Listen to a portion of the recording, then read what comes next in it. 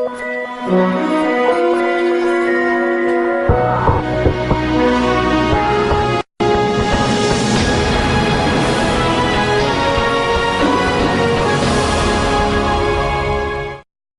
Back. Programme جاری ہے. میں کوشش کروں گا کہ غدیری صاحب سے ان تمام سوالات کا جواب لیا جائے جو میں ابھی وقفے پہ جانے سے پہلے بات کر رہا تھا. جی غدیری صاحب, آپ نے بڑی اچھی ایک مثال دی ملالہ یوسفزئی کی, جو واقعہ اس وقت پوری دنیا میں گرمایا گیا. میں یہ نہیں کہہ رہا ہوں کہ جو ہوا اس کے ساتھ صحیح ہوا, ہرگز ہم مذمت کرتے ہیں ایسے ہر واقعے کی, خواہ وہ ملالہ ہو یا کوئی بھی اور فرد ہو اس قوم کا.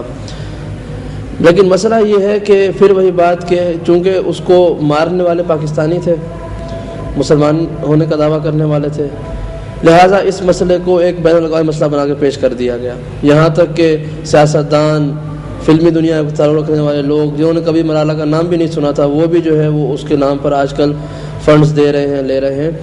لیکن ایک ملالہ اگر پاکستان میں زخمی ہوتی ہے تو پوری دنیا میں شور مچ جاتا ہے. لیکن فلسطین میں جانے کتنی ملالہ جیسی بچیوں کو انہوں نے شہید کر دیا اور کوئی جرم بھی نہیں کیا, انہوں نے کچھ نہیں کیا, اسکول جانے والی بچیوں کو انہوں نے مار دیا.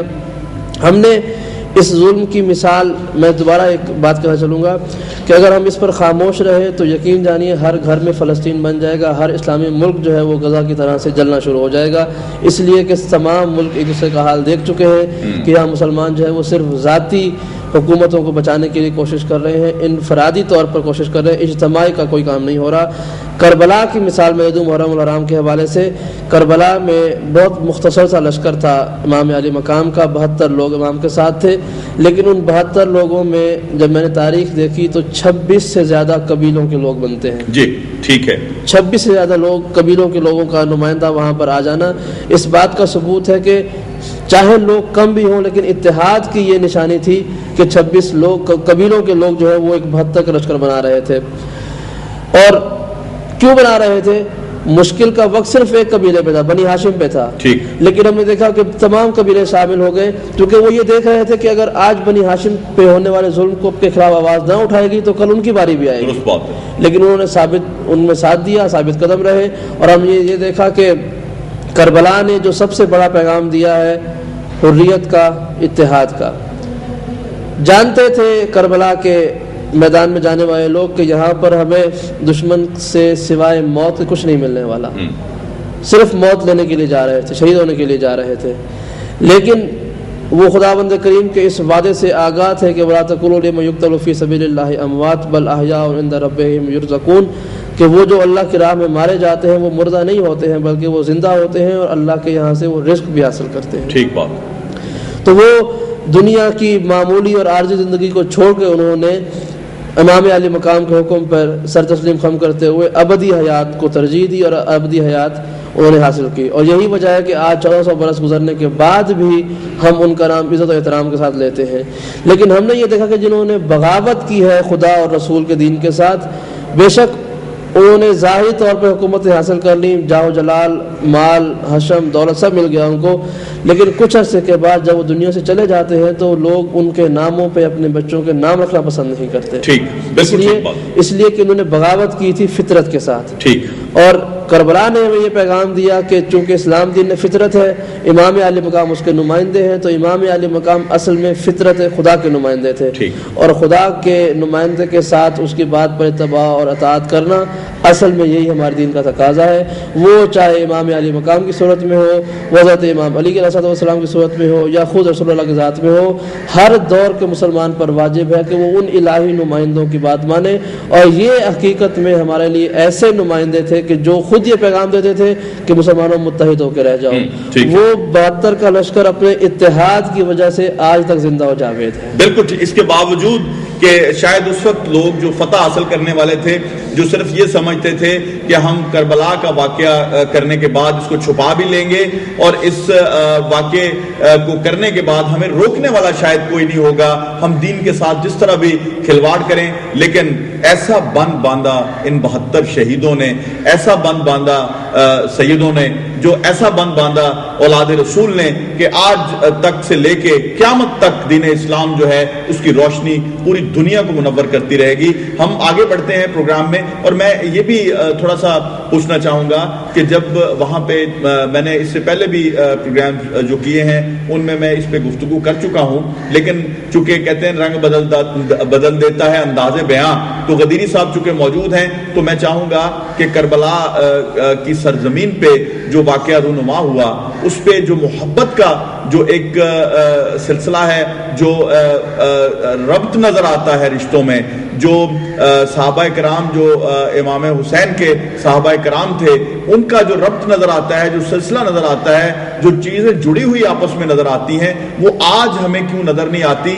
اس وقت ایسا کیا جذبہ تھا ان میں, ایسا کیا تلسمی شخصیت تھی امام حسین علیہ السلام کی کہ وہ جو صحابی تھے وہ جانے کو تیار بھی نہیں تھے, اس کے باوجود کہ دیا بھی گل گیا گیا وہ وہیں موجود رہے. تو اس وقت امام حسین کو کہنا پڑا کہ مجھے جیسے صحابہ ملے ایسے میرے نانا کو بھی نہیں ملے. تو یہ جو جذبہ تھا ان صحابہ کا اس کو بھی ذرا اجاگر کریں. جی دیکھیے, قرآن مجید کی ایک آیت نے, میں اگر اس کا اطلاع کرنا چاہوں اس واقعے پر تو بڑی خصوصی سے ہو سکتا ہے کہ خداوند کریم نے فرمایا ہے قد کان لکم آیۃ فی فئتین التقطا فئۃ تقاتل فی سبیل اللہ و اخری کافرہ ترونہم مثلہم رأی العین واللہ یؤید بنصرہ من یشاء, کہ تمہارے لیے ان دو گروہوں کی جنگ میں اللہ نے نشانیاں رکھ دی ہیں کہ جو آپس میں لڑ رہے تھے.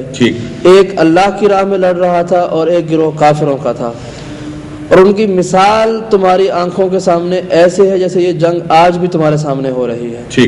اور اللہ ان میں سے ایک گروہ کی جس کی وہ چاہتا ہے مدد کرتا ہے.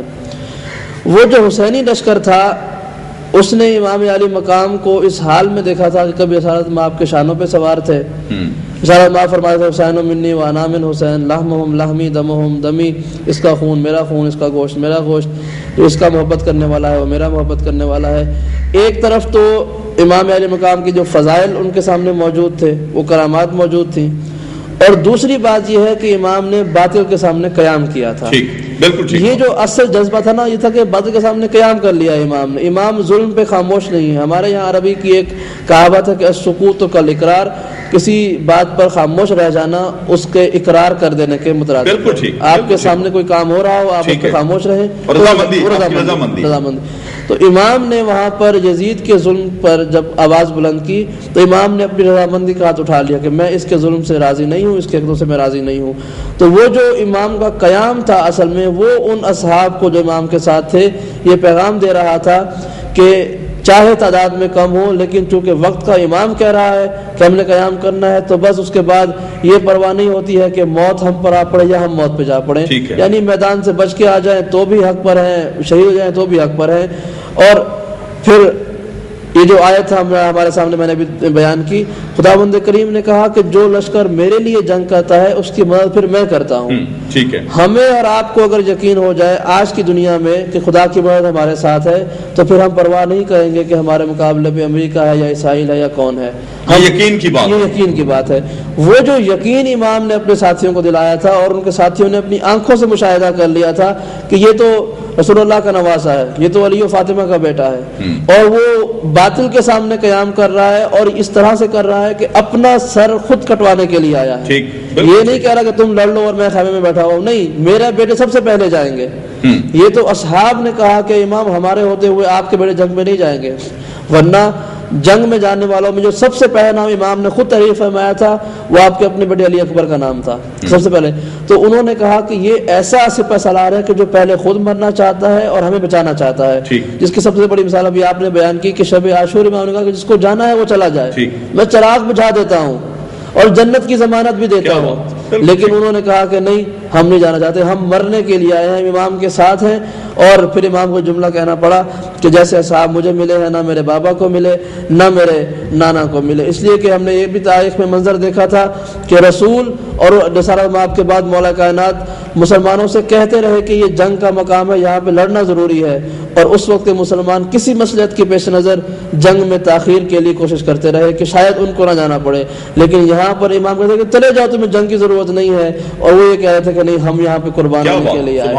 تو یقیناً یہ امام کا معجزاتی وجود تھا، اعجاز امامت، کرامات امامت تھی کہ وہ لوگ، یہاں تک کہ ایک مثال ہے کربلا کے میدان میں ایک شخص کی شادی کو 2 دن یا 3 دن ہوئے تھے، اور وہ شب عاشور امام کے لشکر میں آ کے ملتا ہے، اور اس حال میں آ کے ملتا ہے کہ وہ شادی کی تقریب سے فارغ ہو کے اپنے گھر جا رہا ہوتا ہے. وہ راستے میں امام کی آواز سنتا ہے، لشکر دیکھتا ہے تو اس میں وہ شرکت کر لیتا ہے.